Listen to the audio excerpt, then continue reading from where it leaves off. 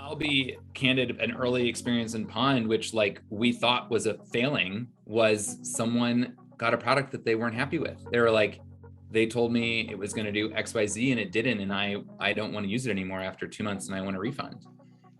And we were all like devastated. We're like, oh no, it didn't work. This is one of our first customers. Like, this is the worst thing ever that could happen.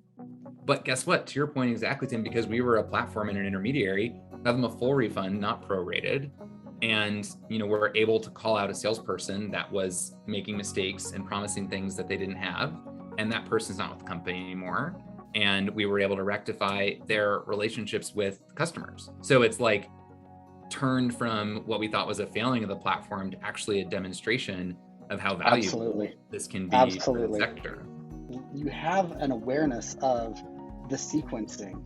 And I think, the more I do around being a founder and the more I'm figuring out our own innovation around some of this, the more I'm realizing like, it's not about innovating and having good ideas. It's about knowing what the sequence of execution is and knowing like how you're going to take the learnings and forward that into the next sequence. Like we need to blast that little story that you're talking about there out there, because that is absolutely at the core of what is happening, is that there is so little accountability because the nonprofit sector is so relational and it is so word of mouth. That is how decisions get made, is who you know and their experience. So I just think that's amazing. Zooming way in on it, you'd be like, oh, this person got a product that was bad for them, so Pond sucks.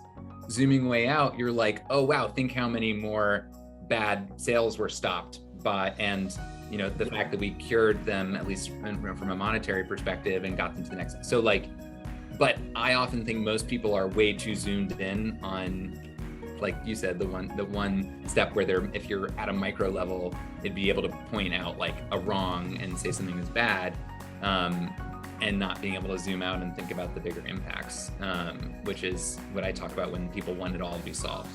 I think that is such a powerful story, because that type of transparency over time will produce a new accountability that actually addresses one of my great frustrations with how software is sold to nonprofits. Is that it's universally recognized that nonprofits don't have enough time or information to make decision.